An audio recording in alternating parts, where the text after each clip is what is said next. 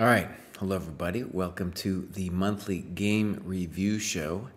I've been doing this several years, and the idea is very simple. I wanted to encourage people to annotate their own games, to study their own games with the notion that that is the best, if though maybe the hardest, the best but hardest way to improve your game.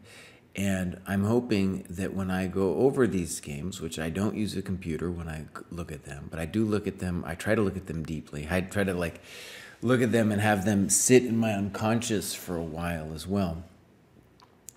That the words I use can help you analyze your own games. Think about what's going on in your own games. And also maybe if you see the way I talk about other people's games, my hope is that will help you as well. Ultimately, though, it is all about trying to create a culture of going over your games and, let's say, publishing them as the old Soviet model had you do. Publish your analysis for the world to see. And, it's not so much that someone's going to come out there and say, oh, you were an idiot, you did this wrong, or here I have this improvement for you. It's just the idea that if you try to express yourself in the clearest possible way about what you thought was going on in your games, that will enable you to have some clear thinking about what was going on. Okay, so this show, I think, is the shortest in terms of number of games that I've ever done. We only have 7, and that's 2 reasons. One, the biggest is people are playing less slow games, and many games were submitted that I simply didn't cover, and I just want to address that right away. I apologize, at least partially, but the idea is I want to be very clear that this show, there's other shows that we can talk about quick games. David talks about the review of quick games on a lot of his shows, and I want to keep this show to be exclusively about games where people have played at a longer time control and have thought about them a little bit. So I apologize if you submitted a game and I didn't do it because it was a fast game. And I just wanted to keep that bar a little high because I want you to think deeply about the game, and it's hard to think deeply about a game that you didn't think deeply about when you were playing it, right? And the idea, I think, that's shared at the dojo with Kosi and David and I is that longer games, when you're in that competitive situation where you really have to dig deep and push yourself and think long as opposed to thinking short, right? Having deeper thoughts about the game, that's when you can develop your game and develop ideas, concepts that you can then use in other games. I think that's just a basic way that we think about it. Of course, now everybody's playing faster in COVID times. I'm guilty of that as well. I've been doing a show every day where I'm playing some blitz, and it's mostly for fun. I just want to be clear about that. It's just a fun thing to do. It doesn't have anything to do really with chess improvement, maybe a little bit about openings, but even there, I think you could just play the same moves over and over again and get in a rut. Okay, so today will be a little shorter than usual. So we have 7 games, and several of these games are really nice annotations. So let's move on into the scenes here. And something I want to stress is that I always have the annotations that people have done themselves in the upper right, and I don't always have time to address them or read them, but I do want you guys to see them.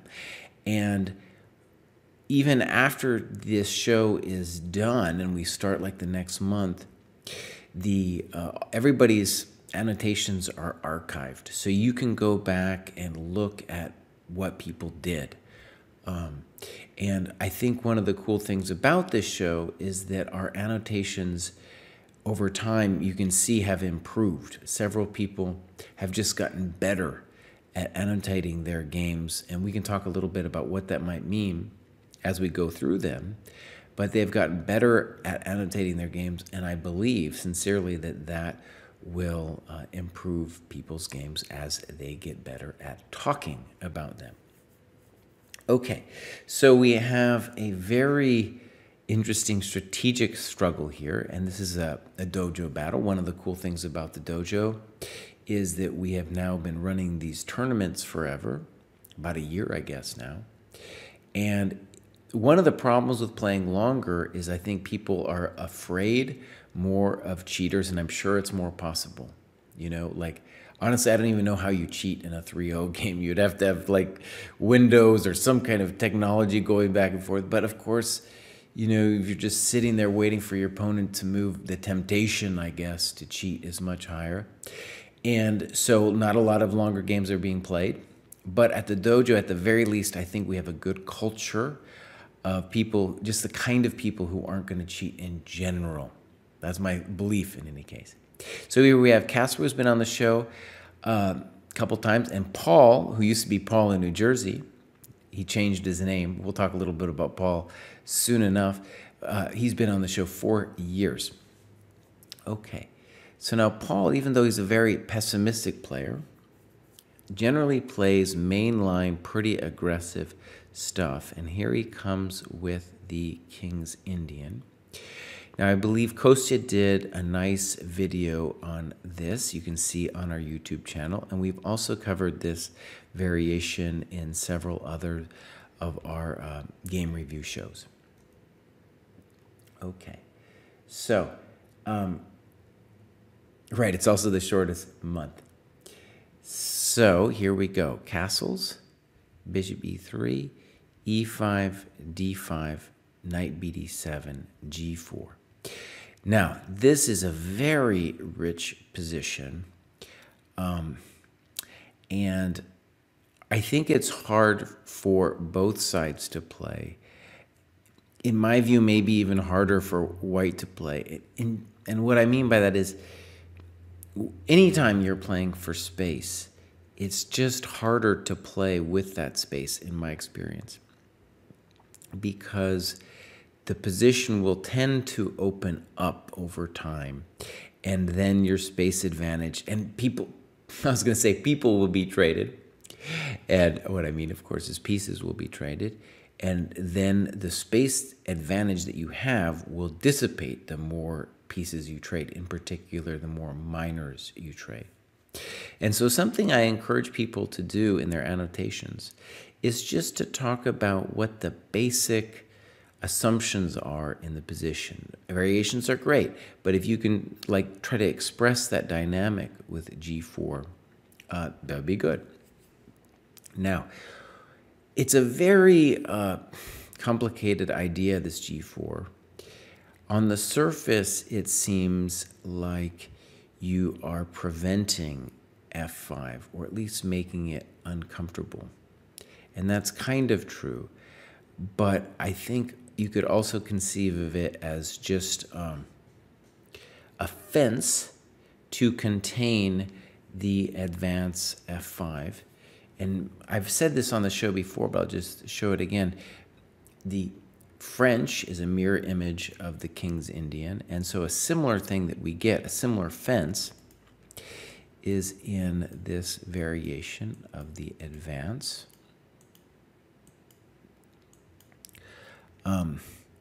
And now let's say Queen B6, A3. Now there's a variety of moves black can play here. B4. So in the same way H3, G4 is played in the King's Indian, A3, B4 is played here. Similarly, it's not necessarily to create some aggressive business on the queen side. It might evolve into that, but mostly just to contain the initiative that black is trying to gain on his side of the board, which is the queen side, the pawns pointing this way, right? And similarly, in this position, the pawns are pointing this way. Okay, so here we go. By the way, if you're watching this and it's late at night in Indonesia, as it is for Ricker, we will put this on YouTube, and it will be available in our vault, as it were, too. So, Queen C2. Let's read what Casper writes writes, this move is often a surprise for kid players. And it's one of the, let me just say, one of the challenges, I think, for white here is just the question, what are we doing, right? And it might be a surprise, but it's like, well, we got serious questions about what is white's aspiration here. And he writes f3 is maybe more normal. I'm sure queen c2 is okay. And let's talk a little bit about this thing that he writes about. f3, a5. We got to play a5 now to stop b4. And then queen d2.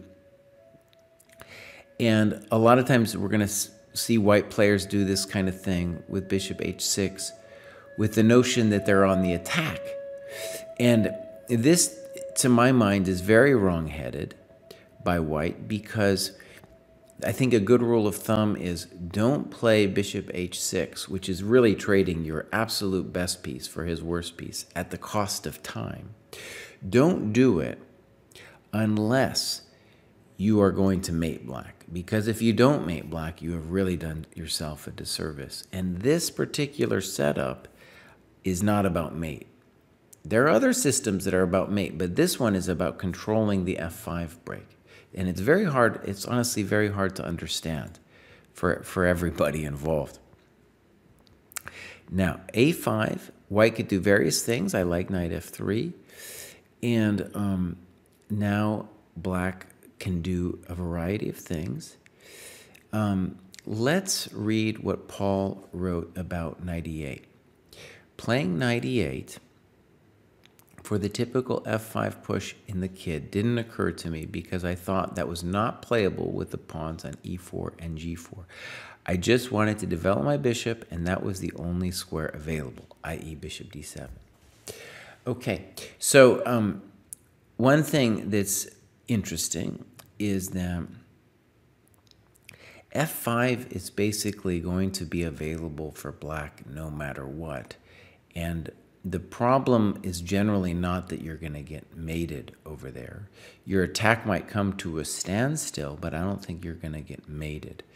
And knight e8 might really give some real questions to white. So for example, let's say white decides to be a fence and plays knight d2, f5, f3. This would be, let's call it the fence variation.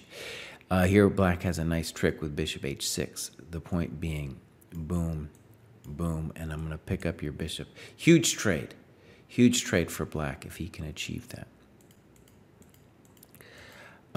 So that, let's call it natural plan, is no longer available for white. White might try to be aggressive, but let's just look at this aggression for a second. It's not really going anywhere. And the point to see about it is that it's not going anywhere because the king side is black's side of the board. That's why it's not going to go anywhere. Now, this might be playable for white, but it's not that black is going to get mated. And let me just say it maybe again. The reason why black isn't going to get mated is it's his side of the board because he has more pieces to cover the weak squares that are on the king's side of the board. Similarly, black doesn't have a lot of pieces anyway on the queen's side to cover things on that side of the board. So that's the reason why strong side and weak side, you in general don't want to move pawns on your weak side of the board. And that's why h3, g4 is a little controversial and, let's say, paradoxical. Paradoxical because it's a controversial plan that has some venom to it. But the weird thing to understand is it's not because you're going to get mated. It's usually because there's going to be some kind of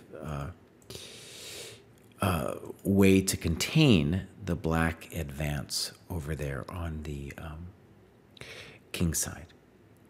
Okay, so that's a different discussion. I think bishop d7 is fine, and we're going to see that Paul wants to play c6, which I think is a fine plan. Like there's one of the nice things for black is there's so many different ways for him to play.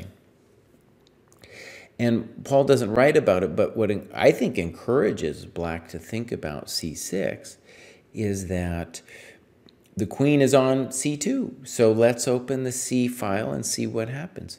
And let's say something else obvious. White's king, a little bit hard to know where the guy's supposed to go, especially then if the c file opens.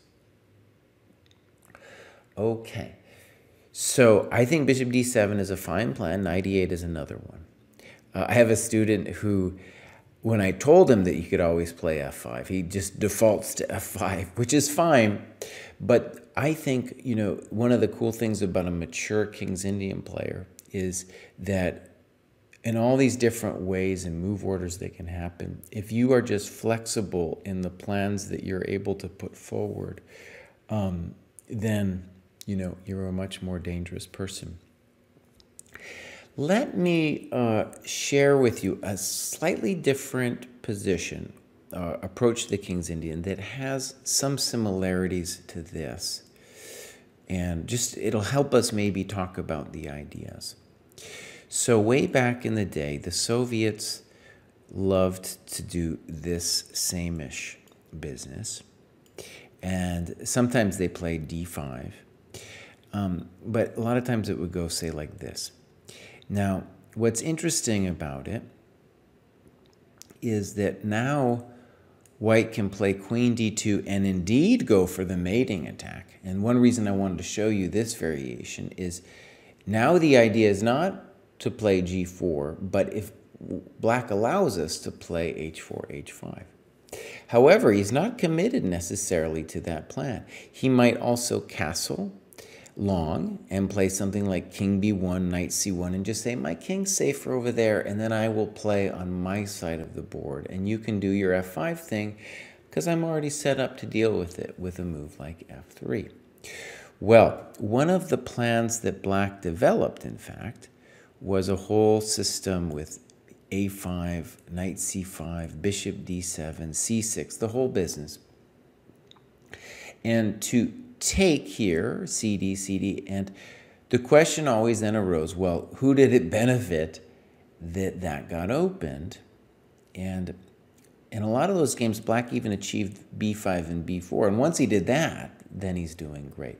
So there's a real, what I'm trying to say is, with the plan of c6 and takes d5, it depends on how fast black can get his pieces over there. And it's weird, because that is really what we would think of normally as White's side of the board. But especially if White castles over there, it might not be so easy for White. And I think we have a similar dynamic in this position that we get in the game with Paul. So rook b1, question mark. Now, it's definitely wrong. And let's talk about why. Okay, so you mentioned that maybe you want to castle long. Let's just say it's not that easy to castle long here, right? In fact, it's not that easy to know what to do, even though I definitely like your position here. My sense here is probably knight d2 followed, you know, by waiting. Rook g1 is also a thought. And the tricky business is you're kind of sitting and your goal is just to make sure that black can't get out of the box. Rook b1 would be a cool move if we were able to effectively try to dominate the knight on c5. That will become difficult if the c file is opened. So in the notes, was writing about bishop e2. Let's just see. Yeah, and b4 doesn't work. Also, c6 is available. And we're about to see, by the way, that there's all these tactics with knight e5 that I have a feeling Paul didn't see. But in general, it's not going to work, knight e5. Why? Because you're opening up the bishop. Let's just see what we're saying. We're talking about this tactic. In general, it won't work with knight e5 because this bishop is opened and the king is so loose over here on e1. Okay. So, here we go. C6. I thought C6 was fine. I thought that was a fine move, Paul. And white took, which I consider blasphemous. Blasphemous. Now I think, well, white should be strategically lost, maybe, something like that, because he's really losing the space advantage when he takes. Now, the problem at this point is if you don't take, let's just for kicks say you play, I don't know, bishop e2. Then the Soviet plan will kick in. I think, yeah, b5. Now, I don't even know if b5 works directly. There might be some way to play bishop c5 and yada, yada. But you see what I mean? It's like, oh, no. What is white's plan here? And in general, I think if white was going to claim an advantage, he would need to have nice control over these squares, but I'm not sure he gets it. You know, I'm just not sure he gets it. Maybe queen b6 here, followed by rook fc8. That looks like a pretty common idea to me, for example. But in any case, that was the only way for white to play, and dc gives black, I'm going to say, two good moves. Bishop takes c6, which certainly feels natural to me, and b takes c6, which is also very good because now you're dominating the knight. So, okay. Now, in this position, Casper says knight e5 was possible, and maybe, but it looks very suspicious. Let's look at the variation he gives. Knight e4, bishop e5, knight c5, takes, rook e8, and Casper writes, there's no doubt black has some compensation, but is it enough? And I just want to say, looking at it, that to me, and he gives, you know, white being slightly better, to me it looks lost. It really looks lost, because the pawn isn't going to mean anything in a position like this where your king, it's never going to be safe, right? The king is simply never, ever, ever going to be safe. So someone's going to get mated before a passed pawn, say on the queen side, is going to get promoted.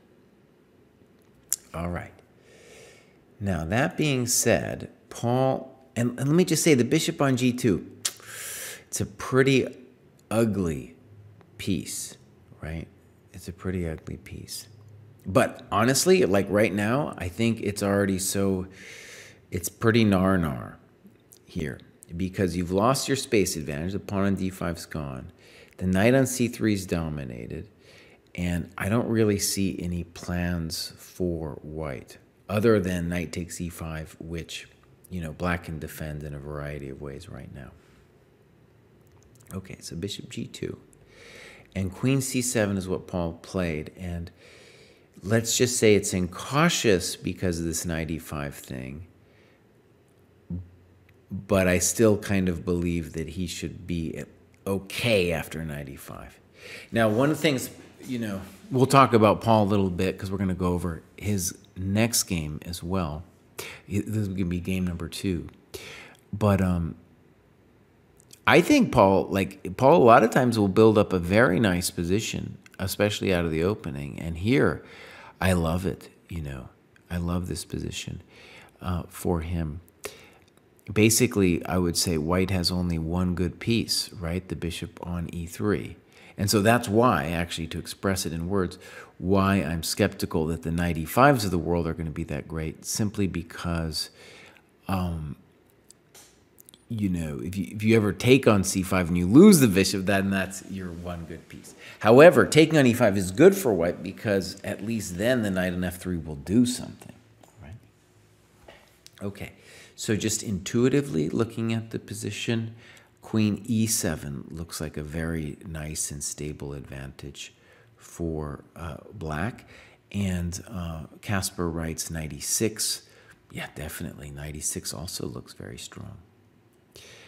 Yeah, very unpleasant position. And, you know, it's funny because these positions can go bad so fast for white, right? I mean, all respect to Paul, but he didn't do anything amazing. And the point is that when you are white in these positions, it's so easy to just have things fall apart, where your king is weak and you got these weaknesses everywhere, and oh my God, this bishop doesn't know what it's doing. Okay, so here we're going to go next phase of the game, because now white gets this.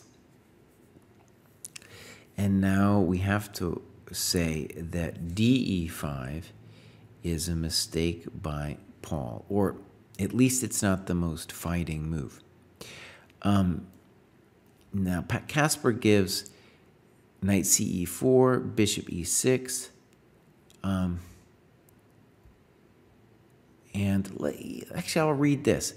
Bishop E6, at least the G7 bishop would have become much more active in the game position. Paul had absolutely nothing for the pawn. I wonder if he has absolutely nothing. We'll talk about that in a second. But bishop E6 certainly makes a lot of sense. Another, I think, simple-ish move to do here would be rook E8. And I don't know, let's say knight D7, knight D7. I think Paul's got great compensation for the pawn. Fantastic. I don't know if I would say he's better, but certainly nothing to complain about. Okay, so DE5, bishop C5, and Casper writes, white has an easy game.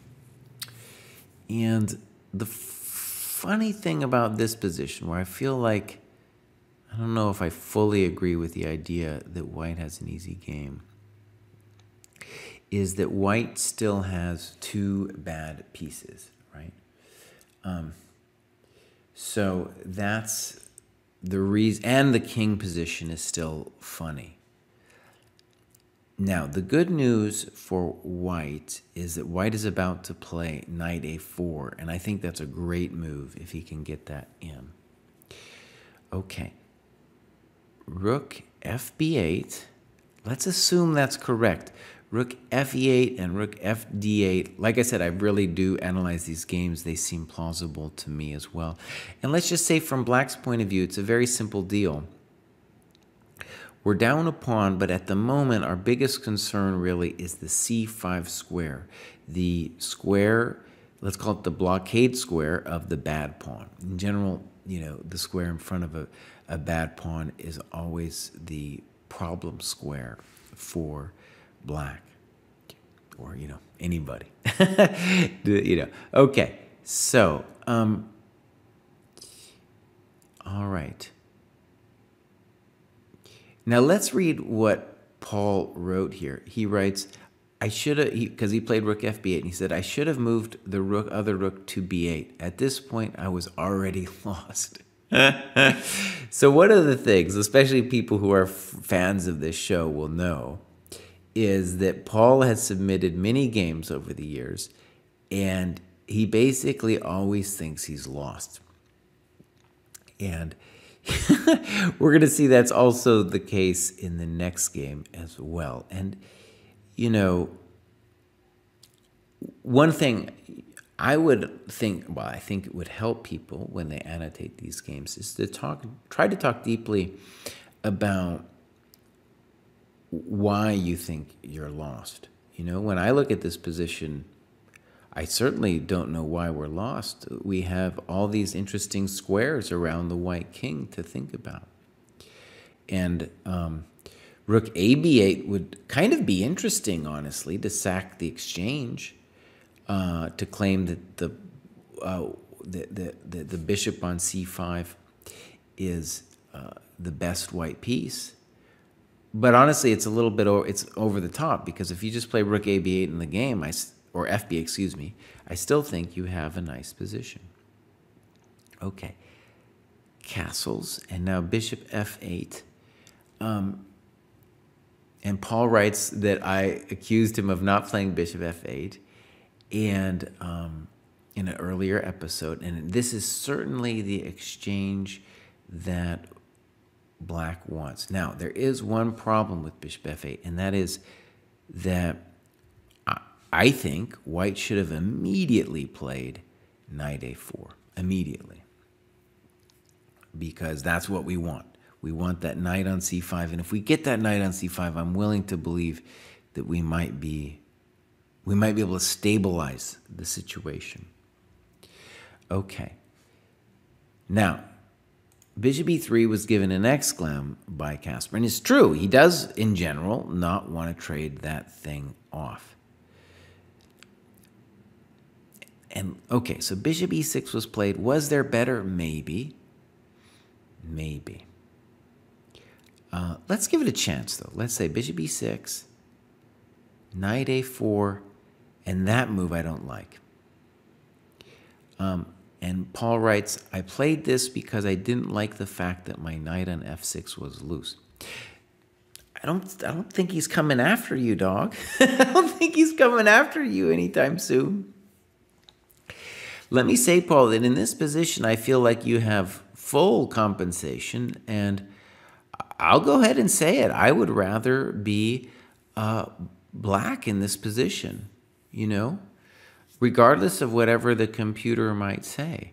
I think you have two interesting moves here, one being h5 and the other just being knight d7 straight away. So the idea with h5 would just be to provoke g5 and to play knight d7, or like I said, you could play knight d7 immediately.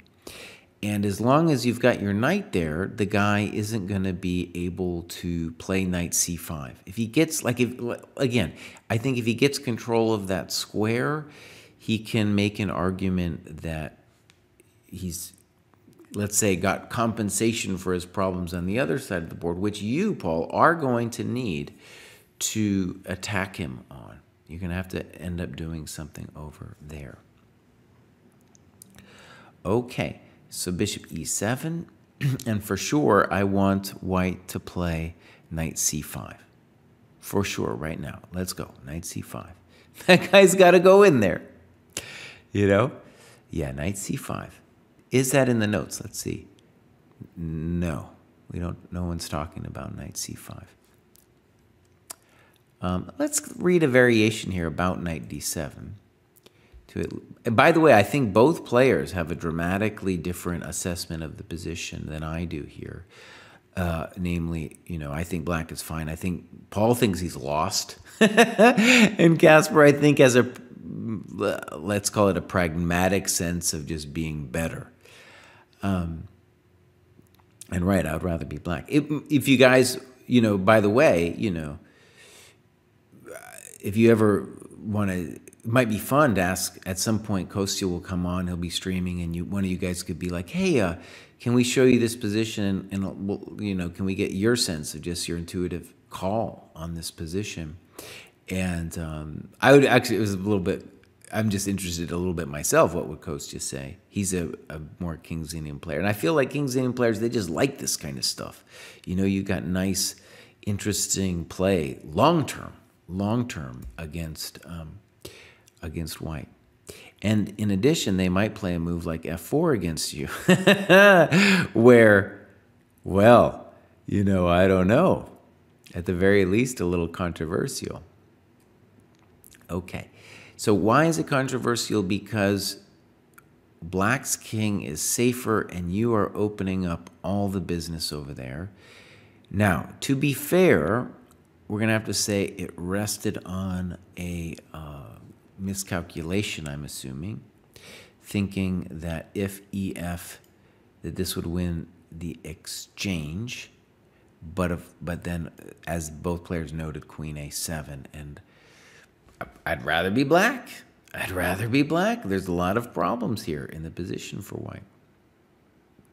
Okay, so I don't know, actually. Well, I'll take it back a little bit. I'll say after the queen trade, it's nice for black, but it's nothing special. If I could avoid the queen trade, it might be cool. And maybe actually I can. I don't know. It's a little complicated. There might be some bishop c4 thing here. Let's look for a second at this. Bishop d6, and I think both players realize now f5 would just be crushing. Yeah. And that's absolutely correct. If you can get f5 in, it's really like all of those weird dark square weaknesses that white had are suddenly not really a problem anymore if you can play f5. And then you're just totally crushing. And I think one of the interesting things about this position for both players is that it feels like they didn't sense that white had troubles at all, right? Otherwise, you'd play f5 immediately. Like, I got to fix my man. I got to fix him. So, in addition to missing a chance, what I want to stress is that c5 is a significant positional mistake because in addition, well, you've done several things.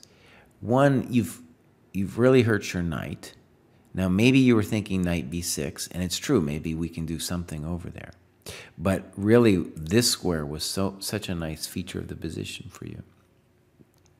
But in addition, the pawn on c4 was holding back the bishop that's now got this diagonal.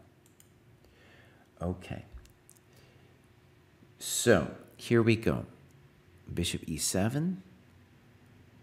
And now f5, I guess, unfortunately has some kind of bishop a2 that we got to deal with. Knight b6. And Paul says, what a terrible square for the rook, but I didn't want to lose the exchange. As long as f5 isn't a thing, then you probably don't want to sack the exchange. But if f5 is a thing, which it might well be, then you might want to play rook a7. Now, the weird thing is that, okay, maybe I should back up a second. So I criticize c5 as a positional mistake, which I got to be clear, if he can still play f5, it's not, it's not such a bad thing. If he can play f5, then we don't like it. Let's consider this for a moment. And one thing that's kind of interesting about it is if we do take, let's just say we take for a second, and he can only get one of our exchanges, right? He can only get one. I don't know which one he should take. Let's say he takes here first. Let's say we go here. In my mind, I would rather not give up my dark square bishop. Let's say takes, and probably bishop d6, and black's in trouble because the bishop is killing us. But should black be considering something like that? Absolutely. And let's just say the bad news. The bad news is that what I can't figure out is what would have happened if f5. And the problem is when we snip that there's no way back for the poor bishop, right? That seems to be the bummer. That is the bummer. Okay. So, I guess, let me put it this way.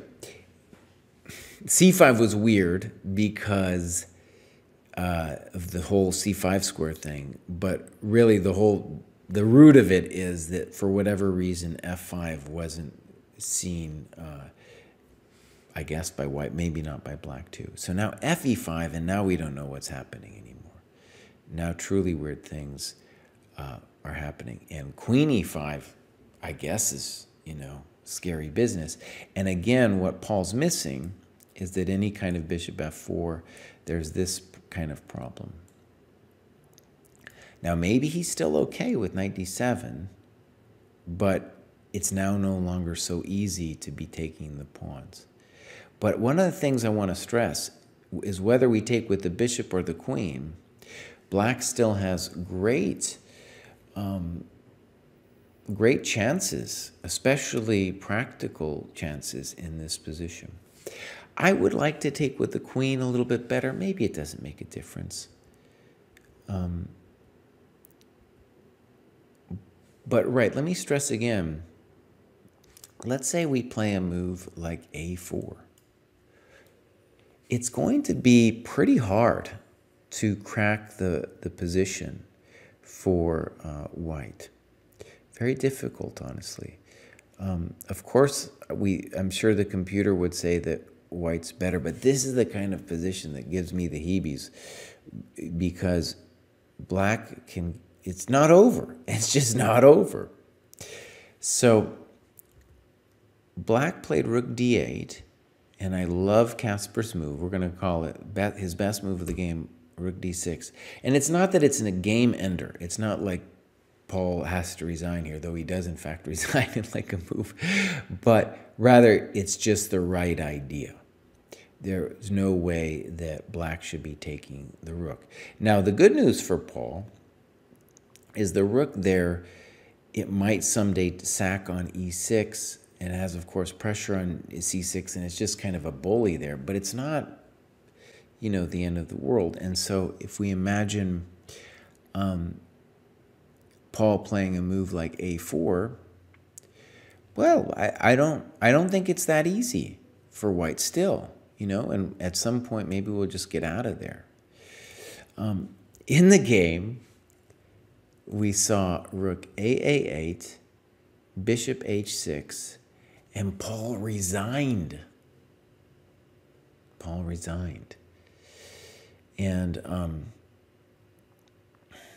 Paul writes, I resigned because I was down 2 pawns, had a big space advantage, terrible pieces, and no counterplay. And I just, no, Paul, you got every right to live here still. It's not so easy. It might be technically winning or something, but imagine you play a move like a4. I don't know. And if you're white, like, it's going to be frustrating. It's just very frustrating to know like what you're supposed to do. And even bishop h6, I'm not 100% because I don't see how we mate anywhere down in there. And if we start doing wild stuff like h4, h5, then the counterplay will come. And so like if I'm white in this position, I don't have any super great ideas. For example, you know, I just don't know.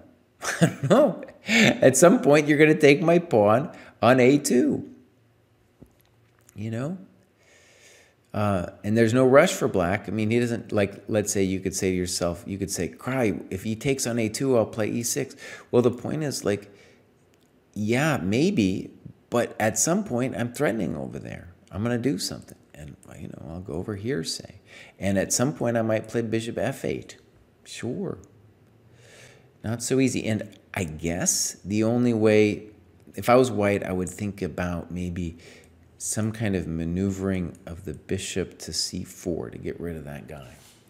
But whilst that's happening, you know, black needs to create some drama, basically, before that trade happens. Okay, beautiful. I thought that was a very interesting game. I thought the notes were great. And one of the cool things about the dojo battles that's been going on is that both players write something about the game, and you know, they put in a lead chess study, and then it just becomes this cool thing where both players can make notes on the game. Okay, so let me move on. We'll look at our scene here, and we're going to talk about Paul. So Paul's been on the show a lot of times, and you know, Paul's chess problems are, in a way, simple to talk about. He's got an incredible pessimism, like that we saw in the last game, and we're going to see it in this game too. An incredible pessimism, and you know, there's a lot of things in chess that are easy to diagnose, but then very difficult from a coaching perspective to know what to do. It's not like I've told Paul, it's been several years I've been telling Paul about his pessimism. And it's not like Paul can just turn a switch and then, you know, stop doing what he's doing. He can definitely become, I think, more self-aware. And I think in the annotations, I definitely, even if he's going to be, you know, it's hard for him to turn off the pessimism switch.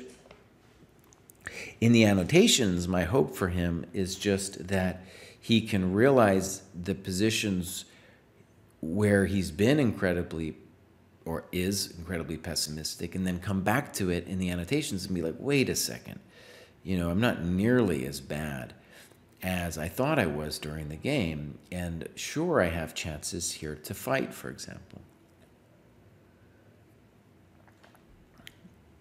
And chess is ultimately a fight. Okay, now one thing, I want to say something obvious. I spent like loads of time on that game, 40 minutes, and sometimes people are submitting games that they played in 15 minutes, and I'm trying to say, like, I spent some time thinking about that game even before the show. And, that's why I want, it to be longer games. I want it to be moves that, even if they're wrong, have been thought about. All right, speech over. Let's go talk about Paul here for a second. So I believe this is a friend of Paul's that he's playing. And if I remember right, it's a daily game. So here we go. This has fallen out of favor a little bit, probably because the computers don't like it. But when I coached kids, this was one of the standard things I had them play, just to get a very playable position. And the problem is similar to the problem of the last game, which is that black will have a little bit less space, but a totally solid position. So, okay, I mostly approve of what Paul did here.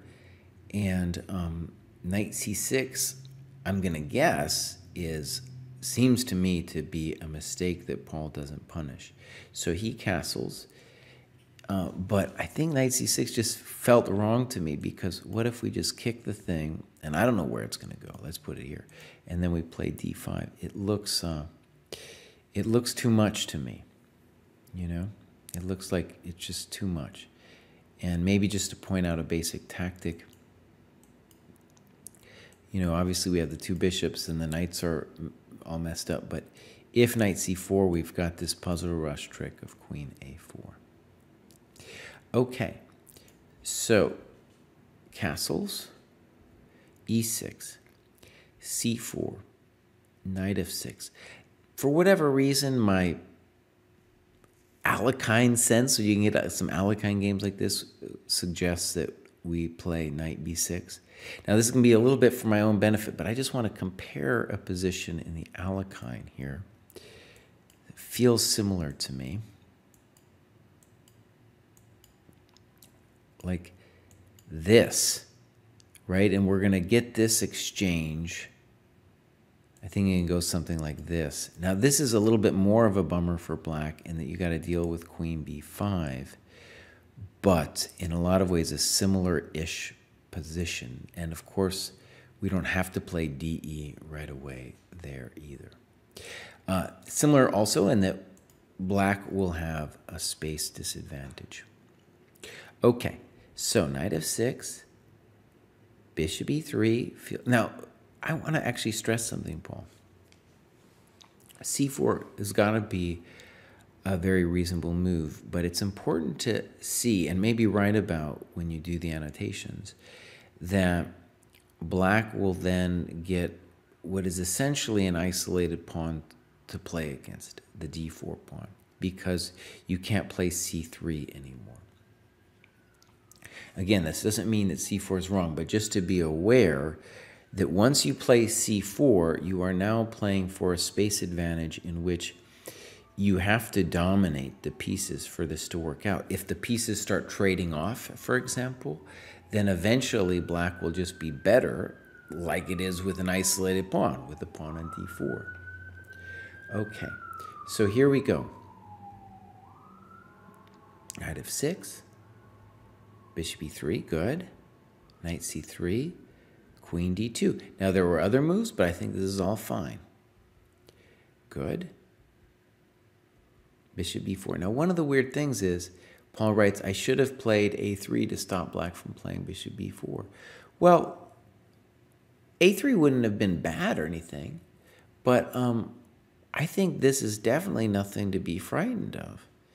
If he plays knight e4, he's going to be building your position because you're just gaining time. And, you got to say with a move like bishop b4, it's like, well, yes, you pinned my knight, but A, I might take back with the b pawn and have a great center. And B, it's a tempo. So a3 is not bad, but you could, of course, just play a move like rook a d1. Snip, snip, knight e4, and this feels a little weird to me, queen d3. And I assume that what was going on was some kind of thought, like and that you were worried about the d pawn.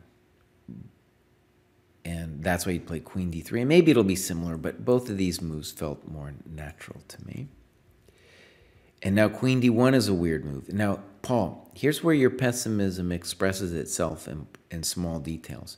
Basically, you're terrified of black winning the d pawn. Once bishop g6 is played, you're free, though. She's got nothing. And something to write about, honestly, is to say to yourself, okay, yes, now it's a space advantage, but also the two bishop advantage in this position is real. And what we should appreciate about that is then your bishop on e3, your unopposed bishop, is the one that truly could give your friend grief here. So you write queen b3, absolutely. Queen d1, and I like this comment. My friend likes to move her f-pawn. And it's a very controversial move, definitely bad, though we gotta say, from her perspective, that it's not easy to figure out what she should do. Intuitively, I want her to try something like queen somewhere, and then put a rook on d8, Queen somewhere and put a rook on d8, for sure. Now, in that case, what are you going to do? You should play queen b3. That's where it should have gone in the first place. So f5, very controversial. Bishop f4, good move. Bishop h5, and now d5. And it's so funny, well, not funny, but you give this thing a question mark, and it's weird. Let's read what you wrote. I wanted to open up the position so I could take advantage of my bishop pair, but this was a mistake. I wound up with an isolated queen pawn. But Paul, you're doing great here, buddy. Look at this. Like, let's say you lost a pawn but opened the position. We got to say not only do you have the bishop pair, but her king is now worse, right? So things, I feel, are going your way. They're just going your way. And I also don't know what else you would want to do. By playing bishop f4, she is, I think, kind of sort of threatening something over there. And you do need to move your queen at some point. So d5 felt okay to me. And let's read what you wrote. I took with the queen because after cd knight e7, there would be too much pressure on the d pawn. And let's look at this position for a second. Yeah, I want to say I really disagree. And I'll stress that I don't know exactly what you should do. Bishop c4 certainly makes a lot of sense to me. But the reason that in general you would want to play cd here is that black has two problems, right? One is your unopposed bishop on f4, and the other is the king, which is going to be permanently weakened. So if we imagine, it's just a rough variation, bishop c4, and I don't know, it's a difficult life, honestly, here. Bishop f7, and things are frightening for her. Now, I get it. You have fears But moves like knight g5 and bishop g5 are all looking pretty tasty. And again, even if you lost the pawn, I still like your position. Rook c1 looks like a nice and simple move as well. Yeah, no, I think you're doing great. But again, the point is to say that intuitively you should be looking to keep the queens on because of the exposed king, right? Now, let's look at what happened. And I'm going to stay. I still like your position a lot. Rook fd1, knight d6, passive, but maybe that's all she's got. Rook ac1, rook ac8. Okay, so now, Paul, I want to say that in this position, you start down a path that is not only shared, a problem that's not only shared by you, but many of the players I work with as a coach. Namely, you get to an endgame and then you don't know what to do. And that's what you're right. I had no idea what to do. I didn't want to play bishop d6 and give up the bishop pair because that was the only thing I had going for me. I want to also mention, I feel like you're more active. Your rooks are better placed. And besides, in knight e7, yes, it's kind of talking to that pawn, but I'm not really convinced it's doing any kind of significant thing over there. So one thing I was asking myself when I was looking at this position was just the simplistic question of like, well, what do I think the evaluation is here? And unless black has something special, in general, I think white is close to winning. And I guess I've been studying Smyslov endgames for well over a decade now, but I've been studying a lot just in the mornings recently, and this looks like some terrible Smyslov ending where we just have got it going on. And right, b4 doesn't make any sense. Let me just say the move that instantly pops to mind, let's play king f1. Now we can think about moving our knight, and yeah, looks pretty good to me. Now, do we have to worry a little bit about bishop f7? Possibly, yeah. Possibly that's something for us to worry about. But when she does that, her position becomes, I was going to say rough and tumble. I don't know if that makes any sense grammatically to call it rough and tumble, but that was the word choice that instantly popped to my mind. She's got a variety of things to worry about, though. Knight e5 and you know, bishop, yeah, all kinds of stuff. Knight e5 looks very strong, for example. Again, even if you lose the pawn, we're going to talk about this in the game. Even if you lose the pawn, it's not such a bad thing. h6. b4, I just want to stress, I don't understand what the point is. Bishop e5, rook fe8, bishop b2, knight d5. Okay, now, Paul, let's check this out. In this position, you suffer from, let's call it extreme despair and collapse within a couple moves. Obviously, you feel bummed out that you are blundering the bishop on e2 and rook fe8 came with this threat. But I'm not at all convinced that she's doing that great here.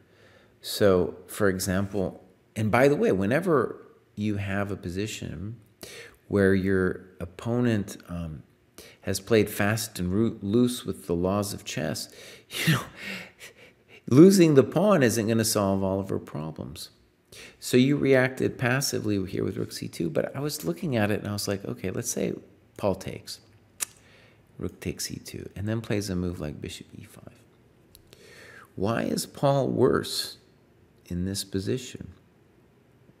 I couldn't figure it out. To me, it looks like you've got great play. You're threatening rook takes d6, bishop takes d6, the whole business, you know? And imagine, let's say for whatever reason you didn't see all that and just played rook d6, rook b2, rook d7. I mean, I definitely wouldn't think you're losing this position. You've got great activity here. And we should say with bishop e5, it's important to note in a position like this that the bishops of opposite color give the side with the initiative, you know, even more power, right? And that's what you have here, is you have the initiative. Okay. So, right. Let's conclude this game. Rook c2. Things kind of went wrong, and now you probably are lost. But the passive moves aren't helping. Things went wrong very badly here. Okay.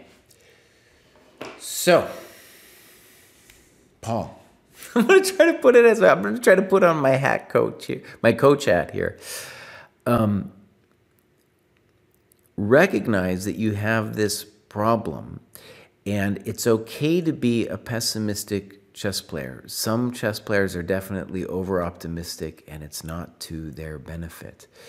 But the thing about being an over-optimistic player is it does at least give you the heart of a fighter, because you always think you're doing well, and you're always really rushing out there to defend your position. Proust, for example, he always thinks he's winning. And if you believe that, you're always going to be at least a little bit dangerous. And for you, you just need to become, let's say, more objective about things that are going on in your positions, right? You can't always assume that you're toast. You might not be toast, buddy. You might not be toast. Even here, I wouldn't resign. Play something like bishop d3, and at least, she might blow it still. Okay, let's move on. This is our scene here. And now we're going to go Marty plays the Slav. And, yeah. This, I think, is a very instructive position for, I'm going to say, all Slav players. Marty is black, so I'm going to switch the sides here.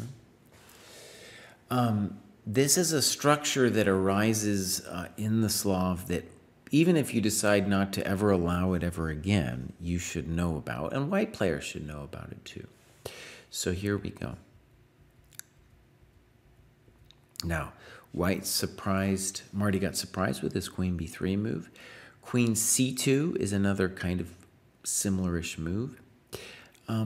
The point of queen b3 and queen c2 is mostly, I think, so that you can try to develop without worrying about dc so much, right? Just the basic point of the Slav, right, in this position is if you play knight c3, you got to worry about d takes c4. That's the basic issue, and you want to get your bishop on c1 out before you play e3. Of course, you can play e3 here too. So queen b3, it's a little funky because we don't know if it really belongs there.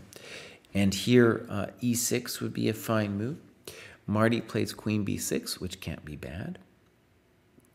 Knight c3, e6, and now we get this move c5. It's always an interesting move, and there's a variety of positions in which it can take place. Let's try to say the obvious. The controversy with c5 is that you lose the central tension, and now white has to worry about the counter strikes e5 and b6. And the following dynamic can happen in a lot of positions. For example, with the London, with reverse colors, you can get this kind of structure as well. Sometimes, if you imagine with reverse structures and the London bishop would be out, but you still have the basic same structure going on. Now, Marty writes that queen d8 was better than queen takes b3, and that's certainly true, and I want to try to explain what's going on here. Let's call it a structural thing. I don't think white understood it in the game, but the basic question, I think, when you play this position is, can white achieve b4, b5 or not? If he can't, then it's no big deal. This is nothing too special for white. And there are several positions, for example, where black, say, plays knight bd7, a6, and rook b8, and then b5 isn't possible anymore. But the second b5 becomes possible, it's a pretty serious bummer for black. And we're going to see that in this game. So this is a good, let's call it, warning for black, but also a very important structure where white players can learn, should know how to have a feel for this as well, because it does occur in a variety of positions. So here we go. Bishop e7. I like knight bd7 a little bit better, Marty. Bishop f4. Now, bishop f4, it cannot be bad, but if I was white, I definitely want to play b4 first, for sure, because I know for certain that I need to get that move in. And maybe a way to express it is, when we took on b3, we developed the rook on a1. But if we don't get b4, b5 in, the rook on a1 isn't that special, if he's able to block us, say, with a6. So for sure, what I'm trying to say is, I know I need to play b4. So hence, I want white to play b4 immediately. Okay, so here we go. b4, castles. Now, I'm not a huge fan because the king might want to be involved on the king's side. And I think you correctly noted here that b6 was a thought. And now I want to say b6 gives me the heebie-jeebies because I'm not sure how to evaluate b5. Right? So for example, if takes some kind of nasty c6 or knight takes b5, and if bishop b7, then maybe b4, as he's trying to do anyway. So I think the question to have asked the guy is, what about b5 now? And if you can achieve that, you can hold back the onslaught of b4, b5, and that would really help you, I think. Okay. So that's my main question for you there, Marty. Could you have achieved that? And if we go back to, like, say, bishop e7, b4, can you play this one here too? Now, I think white can claim an advantage, but it's not super simple. Yeah, it's not super simple. Whereas once he plays b5, I think it is a thing. Okay, good. He achieved it. Rook e8, e3. Good. Now, I would say that white has a clear advantage. And one of the reasons I wanted to stress this game as an interesting structure is I can remember clearly when I first faced this kind of thing with b5. And the first instinct is, oh, it's not that big of a deal. Or maybe it's an advantage for white, but it's, not that big of a thing. In fact, it's like end of the world. It really is a terrible thing because the rook on a1 is absolutely developed. The rook on a8 is awful. White is the master of the tension, meaning that black really can't do anything until white decides to undertake anything. And there's so many ways that white can improve the position after, say, b4. He can snip, and get his passed pawn with b5. Or he could snip, and play bishop a6, and then he's going to be working the c6 weakness plus the a7 weakness. And so it's a really miserable situation. You try to kick him a little bit here, Marty, knight h5. He repeats like a good Russian. And we get this thing. Bishop e2, knight hf6, b4, rook e8, knight e5. And you correctly say that doesn't feel right. Okay. So I think this is really bad news for black. And white, when he plays knight e5, really feels like he's losing the thread. The problem with that is when he loses this pawn and it doesn't protect this pawn anymore, then our basic idea of playing b5 loses a lot of its juice, as we will see in the game.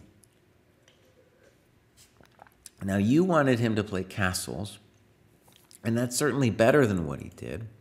But in general, I mean, it's fine to play castles. In general, though, I want him to try to put the king somewhere over here, you know? Because that's where it wants to play. Maybe I'm being dogmatic about that, Marty. Maybe I'm being dogmatic. But anyways, yeah, definitely either castles or some kind of move to keep the king in the center. Knight e5, definitely wrong. And it really does throw away a lot of the white advantage. And now, he might not be that much better at all. f6, good move. And here now, Marty, it's an interesting thing where I'm going to say he makes, to my mind, a typical mistake I see players do in these kinds of positions where he's lost control, and now he's gonna like try to open up the position before he's fixed his stuff, right? Like the king isn't fixed and the rooks aren't fixed. And let's show what he does here. He goes snip, snip, b5, and to me it feels absolutely wrong, just absolutely wrong for white to be doing all this stuff. The pawn on c5's loose, the king isn't fixed. And yeah, now you should be the one in charge.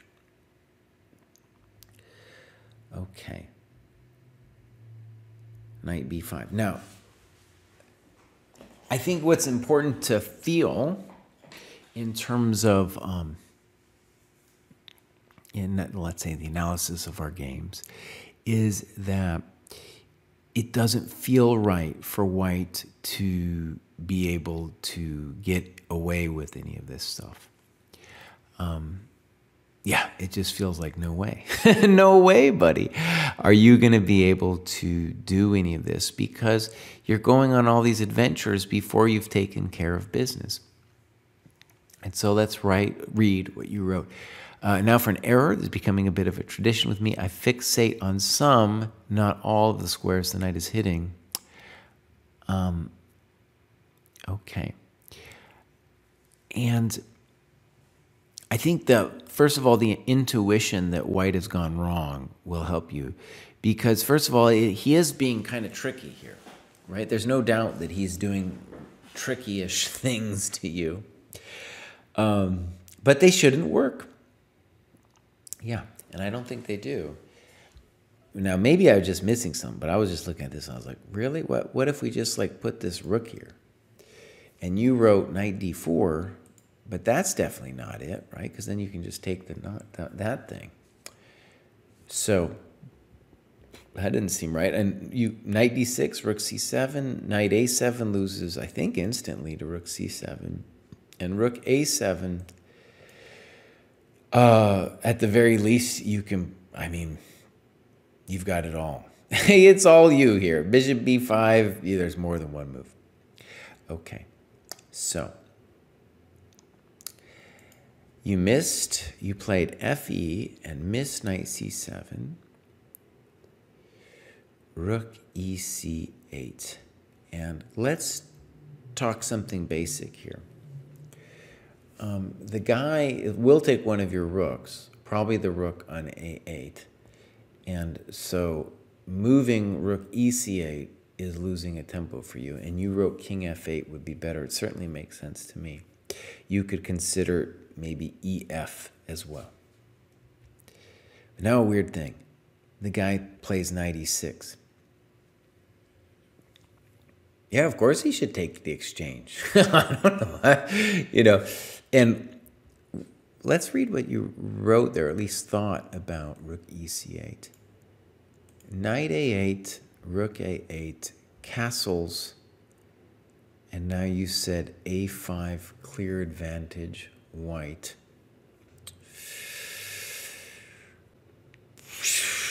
Maybe. I mean, I'm not 100% on that at all. I'm not totally clear that you're that worse here. We have good fighting chances anyway. This is definitely wrong, and it's consistent with his other weird knight dances where he thinks he can do a one-man assault with the knight and forget about his king and his rooks and all that stuff. All right. A5.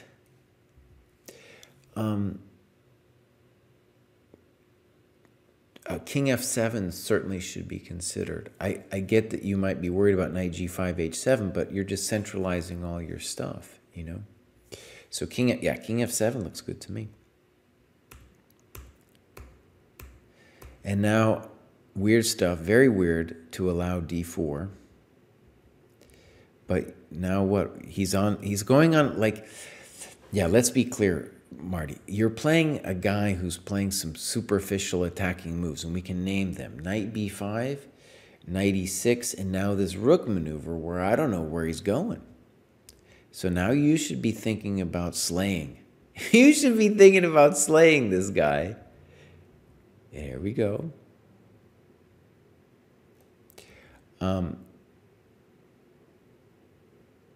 I think you're winning this thing. And rook b5 looks good. Rook c2 looks good.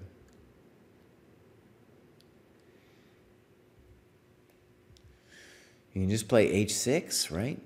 He's not doing anything to you. He's got to worry. You're the one that's knocking over there, Marty. You're the one that's knocking. Okay. And so now terrible things happened. Oh, and of course, let's just say you're winning and you made a tactical mistake. And something we should stress is that the tactical mistake in time pressure is something that will happen to everybody, right? And that's not the thing I don't think you should feel like you should whip yourself on. And honestly, I think you played a pretty good game. And the things to take away are a feel for the structure after a takes b3 and just why it's so bad for black, which is not immediately obvious to most people. I think people, you know, you have to live through it once to appreciate it.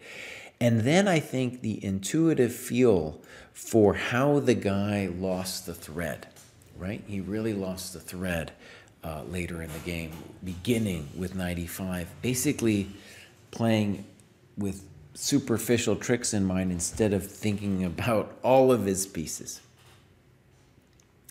Okay, so let's move on to the next game and take a look. We have a new person here, Phyllis Dietrich, who was a famous actress from back in the day. I had to Google it. And let's take a look. So, Phyllis, let me go over here. This is a fascinating variation. I haven't seen it much on the top level play recently. I remember back in the day, Anand played this as black. And it's anti-intuitive, certainly at first, at least for me, because it feels like white just got the center and the queen's bad and all this stuff. But there's a reason that black can play this position and believe to maybe survive it. And that is that the bishop pair is a big deal. And this is important to understand for white and what happens next, is that the position is hard for white to open. And the reason that's significant is that in order to take advantage of what is really a time advantage for us in the development of our pieces, we would need to open the position, but it's very hard to do that. So this apparently, by the way, I should mention, Phyllis had played this opponent before, so there's a little bit of prep maybe for both sides.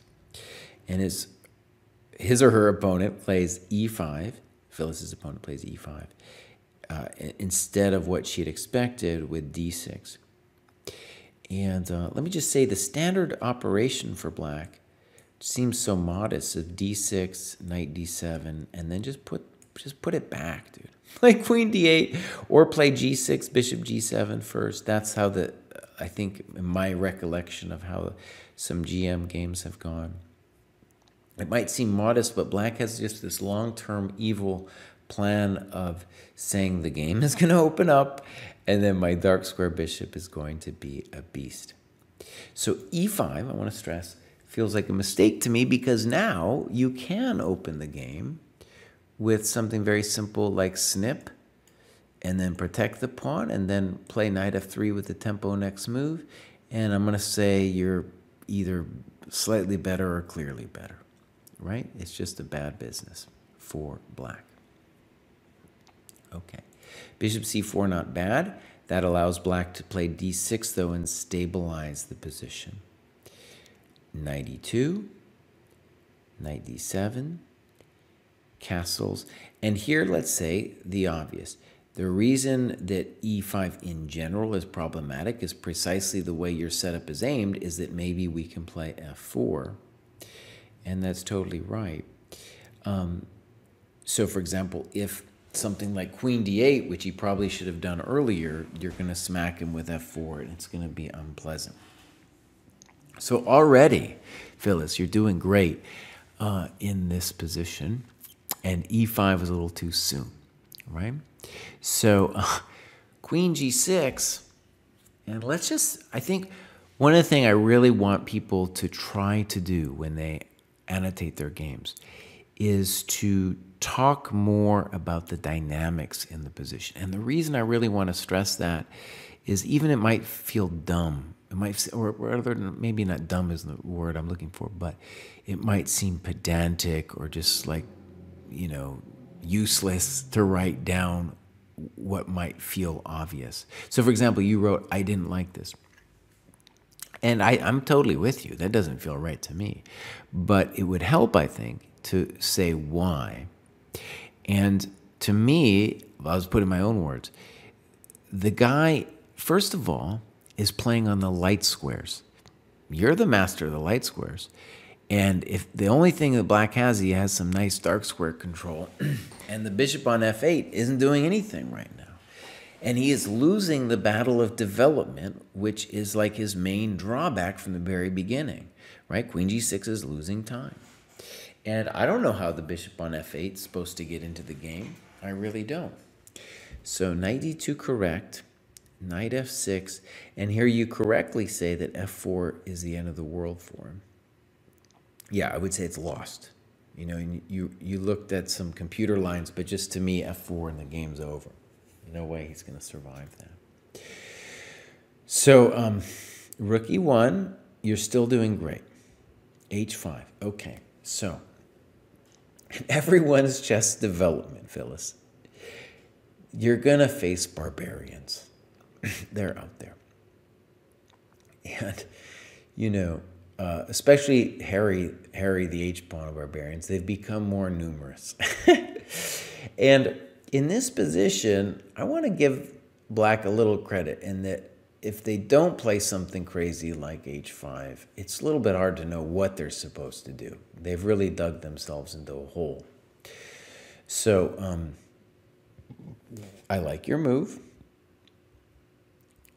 I don't like that move, right?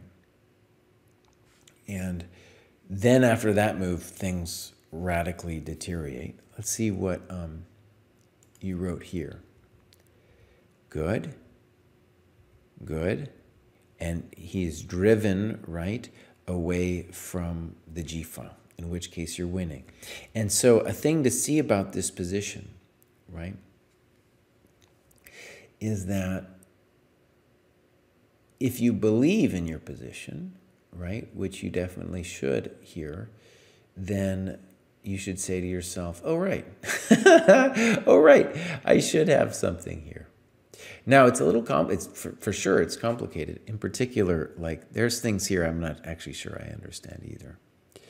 So, for example, knight g3, can't the guy just play ef? Now, maybe you've got e5, right? But that's something that you would want to, I'm sure in the, like maybe this is a computer variation and the computer told you that you could play knight g3, and it makes sense that you should have something here because your position is great. But during the game, I can imagine that you were worried about ef, as you should be, and maybe didn't see this dramatic e5 move, which I assume is what the computer wanted. It's at least the only thing that jumps out to me in terms of what we can do now in this position. Okay, in general, that's a problem with the computer analysis, right? One of the reasons I find with people using the computer, but to first try to do it on your own to identify what the questions are before you put the computer in, because if the computer tells you this is winning, you'll just be like, oh yeah, EF, but you got to sense it yourself first. Okay, so things definitely you don't want to play G3, right? Oh no. Things radically deteriorate now. And all of a sudden, black is looking like a genius, right? Everything's going wrong now. Look at that. Now all the pieces come together. And he even lost a full tempo as far as I can tell, and he's still totally winning. Okay, so Phyllis, nice game. And we've all lost to barbarians. we've all lost to barbarians, Yeah.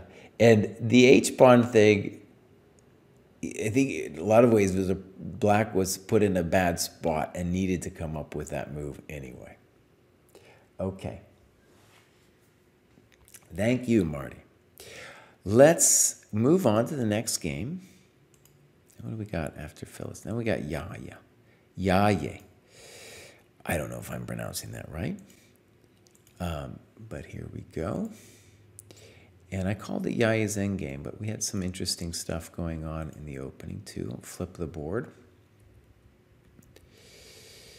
And right, here we go.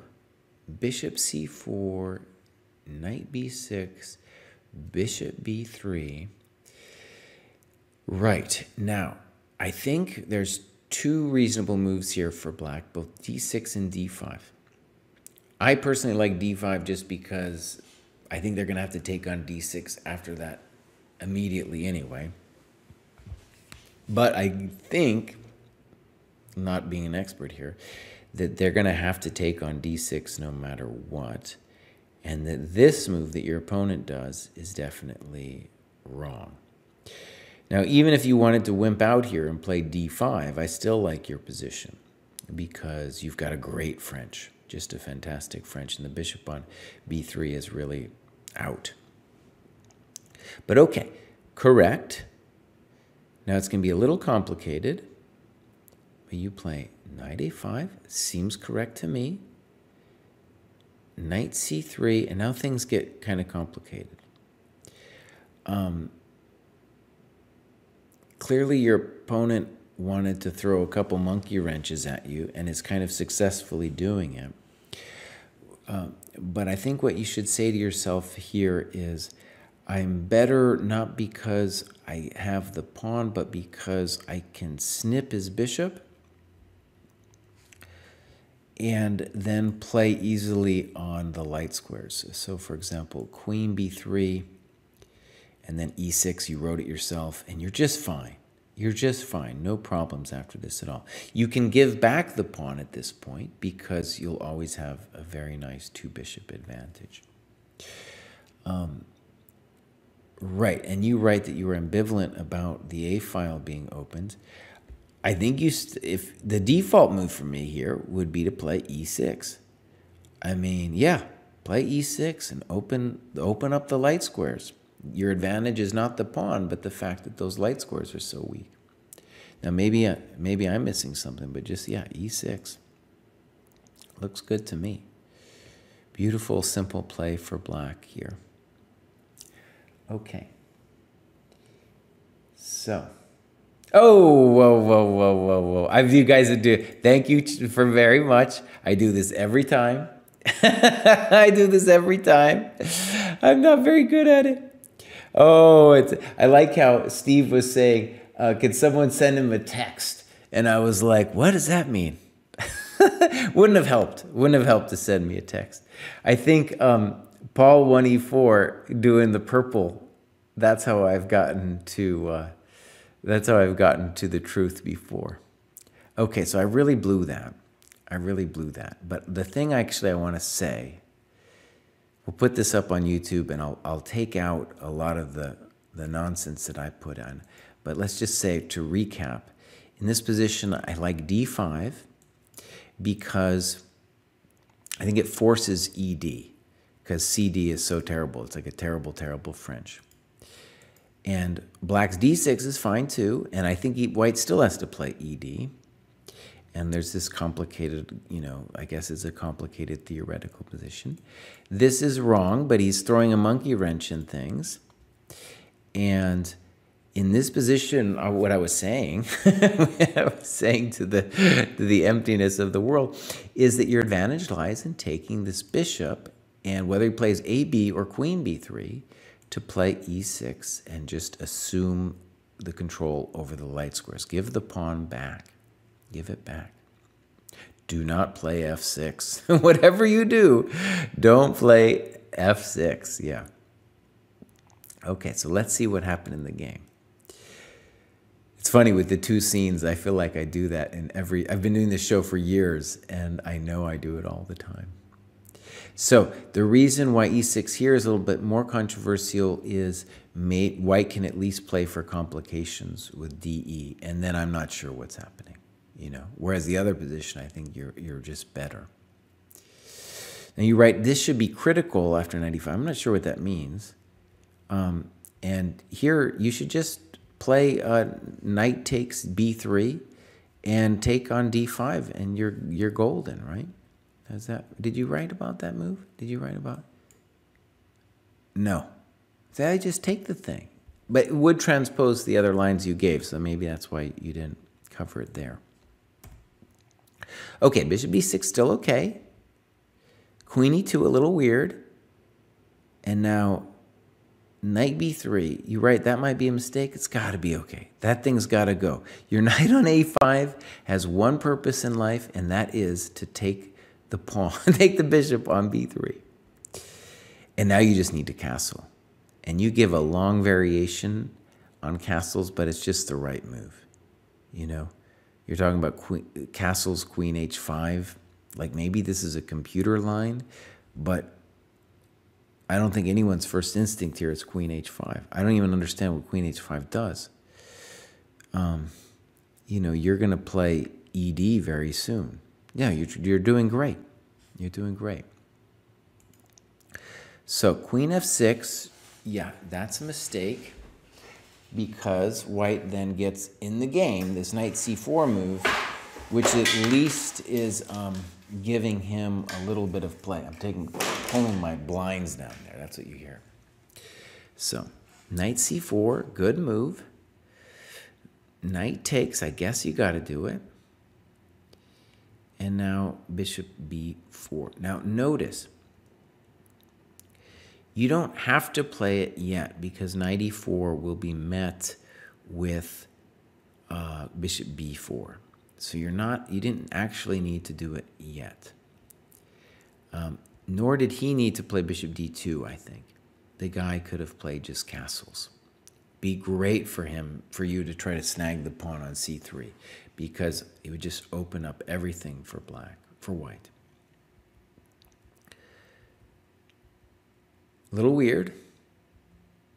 And in general, yeah, I feel like you're not being sensitive to the needs of your poor bishop on C8. That guy's got to get loosed. H4, weird move to me, G3, I'm not sure I get that. And that's a terrible move, DE, because why? Now your bishop's free. Thank you very much. Okay, And here we have an interesting position. Now, maybe I'm a weird dude, but I find endgame positions like this interesting. I think a lot of people do not find endgame positions like this interesting. I like this for black. I don't know if my GM brethren would think it's anything special, but let me just say why it's a little bit interesting to me. Recently, I was looking, just in Blitz, I had this position as white. I'll just play this through here. This happened actually via move transposition. Actually, I'll show you how it actually happened. So I was playing like d4. And I didn't want to play d5. I wasn't ready for it, so I just did this. So we transpose to the Caro-Kann Panov Botvinnik. And then my heart sank when they did this. Anyways, we go boom, boom, boom. This is this long theoretical variation that always scares me. Bishop takes, pawn takes, e6 takes, check. No, it's not a check. This is a check. Takes, check. King e7 takes. Queen d7 takes, takes, takes. Okay. Now, later on tonight, me and Kosi are going to do the book club, and one of the chapters is, it's called something called like Find 5 Differences. And what it is about is that key to understanding openings well is to, if you're lost, try to find a position that's similar and compare it. And so anyways, I had this position kind of recently as white, and it's thought to be dead equal, but you could definitely, both sides can play for a win here. It's a very interesting dynamic. And so if we compare and contrast the two positions, right? They're both bishops, both queenside majority, both the passed d-pawn in the center. A difference, of course, is white's pawns are shattered here, which does potentially give black some long-term hope. But in general, the reason that white should be hopeful here is that the d-pawn can become weak, and it might become weaker as it advances up the board. And so, for example, if we could plant a king in particular as our blockader, then we can start dreaming about being better. And the reason I bring it up is just, I thought it just went through my mind when I saw your position, Yaye. So let's go back here. Scrolling. Here we go. When I saw this position, and the d-pawn, even though it's further advanced, is arguably even more vulnerable.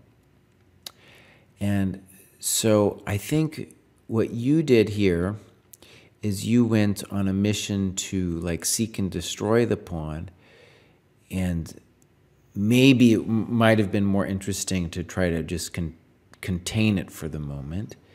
And you had a lot of interesting moves here. And I guess the thing I'm trying to say is I don't think we need to worry too much about the pawn, especially if we can get our king into the board. And if we compare the two positions, your king, of course, is not nearly as good as the white king is in the comparable position. So rook fe1, bishop e3 feels more, let's say, prudent on white's part. I like bishop f6 here a lot more than bishop c5. b4, weird. I don't understand. And in general, the problem with b4 is not just the tactic that black is about to play, but the fact that he is trying to now play on your strong side, the queen side, where usually moving a pawn like this will just help you make your passed pawn sooner. Okay. Bishop d4. And one thing that's, I think, instructive about this ending is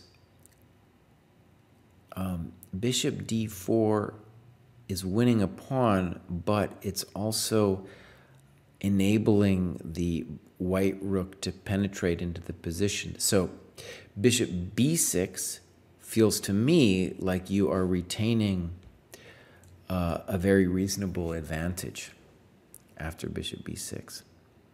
Yeah, I like bishop b6 better. Now, he still might be able to get enough play, but it's going to be hard. Whereas here, now maybe he missed bishop f2, but here's the interesting part. He still has play for his pawns plural now. Now maybe king f3 is certainly more natural than king g1. And let's also say that more natural there was rook b7.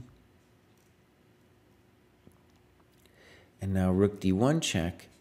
You talked about rook f8, but honestly, in this position, rook b2 looks like it's more to the point, right? More to the point. And maybe you got a little something, something. Still, something like that. But it's going to be, it's going to be a little bit of a road here for both sides. On rook d1, you're helping him up. And I'm assuming we're dealing with time pressure here. Yeah, weird time pressure. Why would white ever take this? Look at this. Boom. Oh, man. All I know about is boom. All I know about the rook endgame is that it's boom. So now we get a weird business. And now you are... Okay, wait a second. Let me try to process this. So a5, ba, and you need to play something. I mean, first of all, let's think about this. At this point, yeah, you can try to survive. It's weird to think about surviving because just a half a second ago you were doing fine. But with a move like rook f8, you shouldn't have any trouble here. And he needed to be playing rook f7. Now a5, ba, now maybe you are toast. I made fun of ba, but I made fun of it for good reason because I wanted the guy to take on f7 and have a winning position that way. But I think you are done here because I don't see how you prevent getting the business done to you here with the pawn, right? How do you prevent a6, a7? Wait, maybe there's a way here. If we had played h6, wait, let me play g6. Let me play g6. g6, a6, rook a8, a7, king g7. It is probably still lost, but you have... No, this is toast. What am I saying? What am I saying? No, this is all the way gone. If your rook were on the other side, then I would say you're probably holding this thing. But in this position, you're toast. Okay, so interesting endgame. And now, I'm not going to forget to switch scenes here. We're going to move my little picture. We're going to go now, words of wisdom for JB, and then Jesse yells at Ricker. Now, some of the criticism I have for these two games are similar, so I want to stress that we have similar themes coming up in these next two games. Okay, so I'm not going to forget to move it back to the other scene. I'm going to take a sip. And we'll continue here with this JB game. Now, JB's been hanging out with me a little bit when I do my Blitz parties, as they were. And I feel that JB and Ricker are in a somewhat similar place with their chess. And one thing, just in terms of the problems that they're having, and one thing that I want to note about the way JB's writing about the game, JB is white, by the way, in this game, is that there's a lot of talk about openings. And this is indeed, this position is a very interesting opening. But what we're going to see is that JB has yet to master a lot of the, first, just control over not dropping stuff, and B, let's call it basic opening principles. And Ricker has been on the show for years, and Ricker has been in that spot, JB, where he was hanging stuff, and he's still does it sometimes. We all do, but he's definitely gotten better at it. And so what I want you to focus on is your next stage of chess should not be to do anything with openings. Forget about it. Anything for the openings, actually one thing to do with openings, and that is opening principles. And I'm going to yell at you a little bit, but then I'm going to yell at Ricker more in the next lesson. So stick around for that yelling festival, and hopefully you can take something away from that. Where you are now, JB, it should be about holding on to your stuff, right? Chess is a three-dimensional game. Material, which we all understand. Time, a little bit harder to understand. Quality of position, very hard to understand. Holding on to your stuff, though, is a learned skill. It takes some time to develop. So, and while you're doing that and you're playing, the opening principles are going to be what's most important. So bishop d2, castles, and white, both sides have played GM level so far, but now e4, and you're hanging your e4 pawn. It's a big deal. Bishop c3, knight e4. Bummer, right? And now black's just winning. Black doesn't see it. Rook e8, weird move. G3. Now, twofold.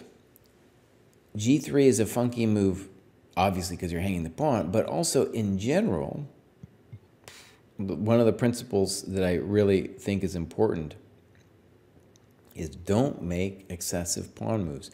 The reason you play e4 is to bring out your light square bishop. And so g3 is unnecessary. d5, e5. Knight g4, a strange spot for the knight, right? He should be thinking about knight e4.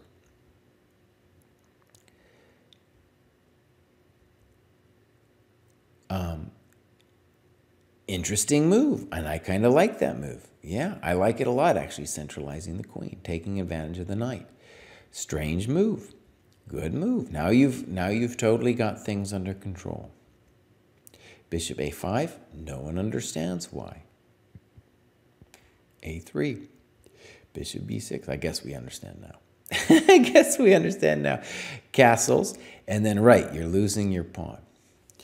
So right, anything that would have protected your pawn would have given you a very nice position. And we got to say that what black did when he played bishop a5, bishop b6 is he neglected to deal with his worst piece over here on c8. And that will be a very common thing that you'll see, JB, at this level that you're playing at.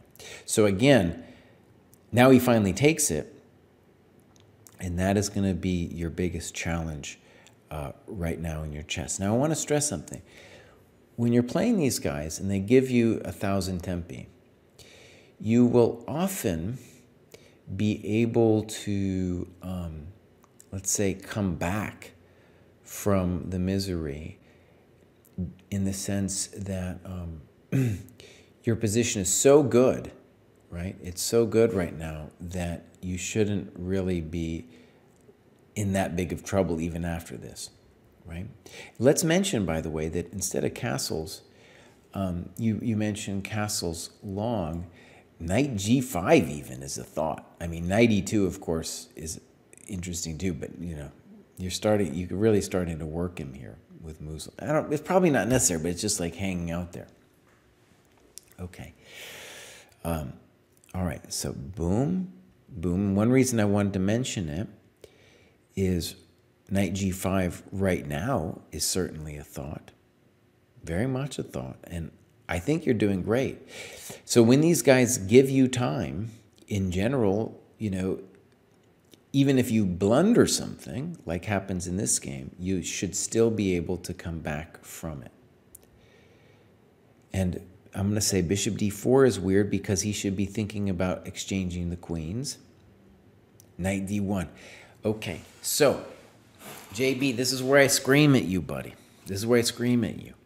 Yes, you're down a pawn, but the guy's got serious development issues. So you should, and you definitely don't want to ever put your knight on d1, especially when you don't need to. So what move should you think about doing? Well, at least intuitively, it should be this one. Now, I get it. He can take maybe another pawn, but it's highly risky for him to do so. In addition, his king is just hanging out there.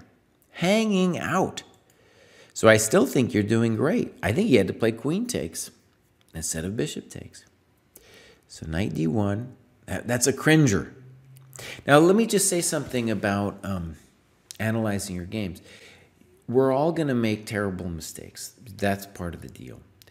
And one of the art forms of analyzing your games is to understand which moves you want to yell at yourself for. You don't want to yell at yourself for all of them. But knight d1 is definitely one you want to yell at yourself. And what I mean by that is just like, oh, that's a move that we should never, ever want to make again because it's so passive, right? And yeah, those are the moves, too, that we can train ourselves to not do, right? Because when you go over your games enough, you'll see a move like that and be like, no, I'm not going to do it. Your mind, I'm sure you had a story for why you did that, JB, right? But that's not what we want. A6, giving up time. No one understands. Controversial. Controversial. And now you're up a piece, right? So in the same way he's hanging all his, you were hanging all your stuff, he is too. Very nice. Good move. Something's hanging for him. That's all I know. Good move. Good move. Good move. Knight g4, but that's also good. Bang. Look at that. Very nice. Congratulations, JB. Very nice mate at the end. And that's what they get. That's what they get when they don't develop their dudes. Okay. Now, Ricker has been on an immense train of improvement over the years, but this time I'm really yelling at him, okay? Because he has regressed. He has regressed, my friends. He has regressed. And what I mean by that is this. This is a common feature I have in a lot of the students I've taught individually. Is I feel like if you take lessons from me, and I teach players, for decades I've taught players of all levels, right? If you take lessons from me and you're just, you know, starting out or you're 1400 or whatever it is, and you don't develop your pieces, I'm going to yell at you. And one of the nice things is it's a very, it's something that you can incorporate, internalize very quickly, what the principles of development are. You don't have to know any kind of opening theory.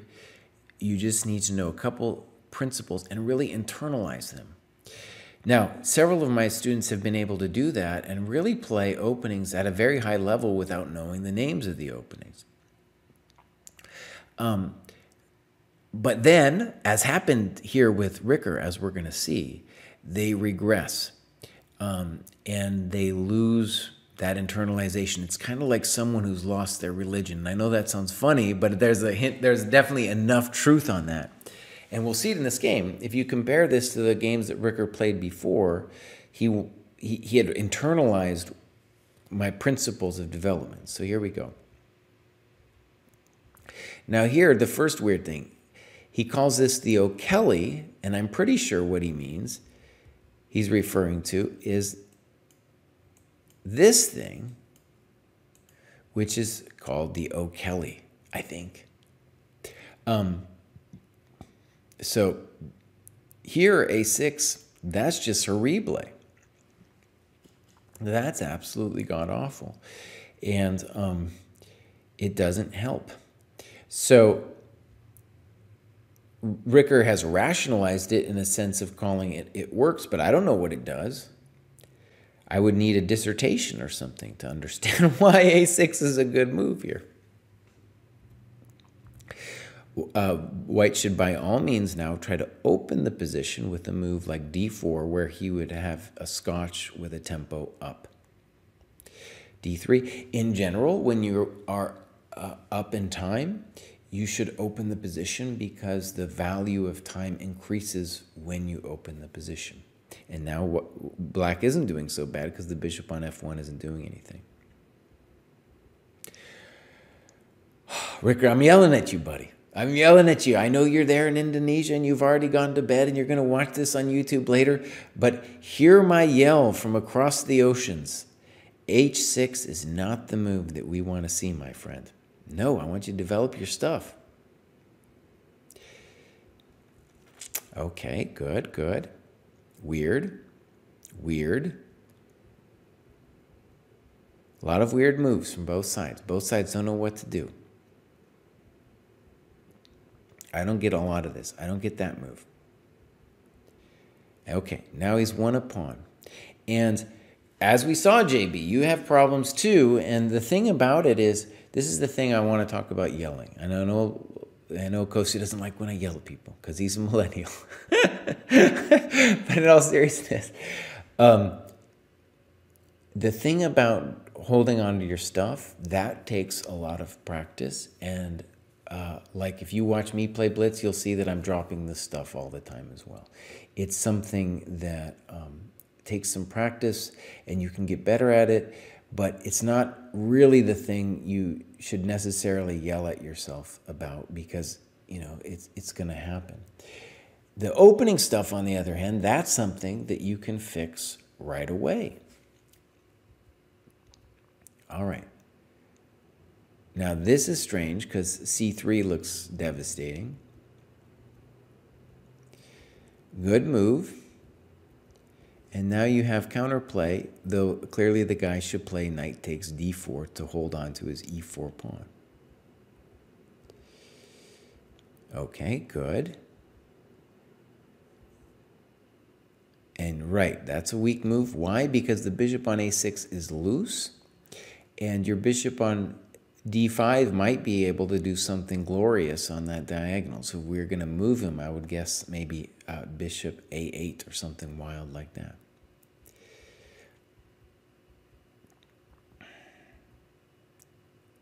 Interesting. Good. And now we get this position where we got to say, well, white's a little bit better. Not sure about this. You know, so white's a little bit better just because those pawns are connected. And the knight on D4 is nice. My intuition is that he should take on B7. I'm not sure I get that one. And both sides are really kind of just moving around. In general, white should be putting his pawns in the same color of your bishop, so B3. King F2 is, of course, better. D5, Ricker. Now, I get it why you did it, but in general, you don't want to put the pawns in the same color of your bishop because now your bishop is restricted in its motion. Reasonable move. Knight D4 is also possible. Knight C6 is probably better. And now you've got an unpleasant position. Finally, it goes to D4. Good move. Good move. Good move. And now he's improved himself a little bit. And he's got chances in this endgame, but let's just say it was ridiculous to have left his king out to dry. And one of the things about development that can maybe be brought home as a general lesson for all of chess is, I said that time was the second dimension of chess. The question is often, well, time to do what? And in the opening, we generally have a sense of what it is. It's time to bring our dudes out into the game. If they're not out in the game, they're not playing in the game. And in the end game, it's a very similar thing. The king needs to get in. And he's just bungling it about here. And now you say you should have taken the knight. And maybe you should have. Let's look at your variation. This, by the way, is a totally different art of chess, which is that of calculation. Now, your king is definitely better, but the scary business, right, is he has an outside pass pawn. So in general, you have to have something special here or else you're lost. Now, you give b4, but to my mind, the natural move for him is definitely king g2. And like I said, you need something special, because if he stabilizes the position, your king is going to have to always be bound to catching the outside pass pawn, and he's going to go start scooping you up. So king g3 might even be more accurate than king g2. Okay, let's see what happened in this game. Yeah, white's better. Notice it's got a really nice control. King e4 would have been more testing. And I don't know why he's letting you in. Okay, good.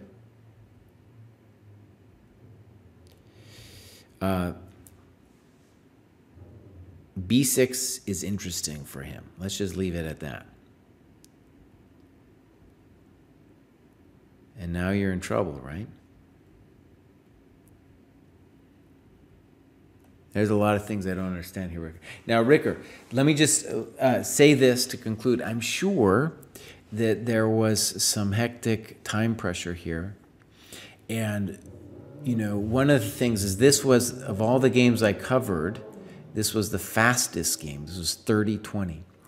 Someone asked in our Discord server, by the way, if you want to submit a game, all you have to do is be either a patron of the dojo or a Twitch subscriber, and we will have up in the next day or two the new version of our monthly show. We will archive all of the past shows.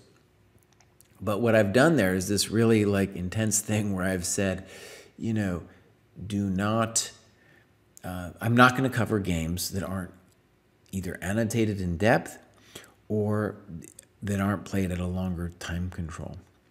And so, Ricker, for this, I'm sure you were in hectic time pressure. And so when I go over the game, obviously it's a very interesting end game. But if you couldn't think about it at the time, it's kind of hard to study it in depth now, right? And I'm sure that was probably both sides are playing on increment here. Anyways, let's go a couple more moves. Snip. If f3, then white will have passed pawns on both sides. So probably winning for white.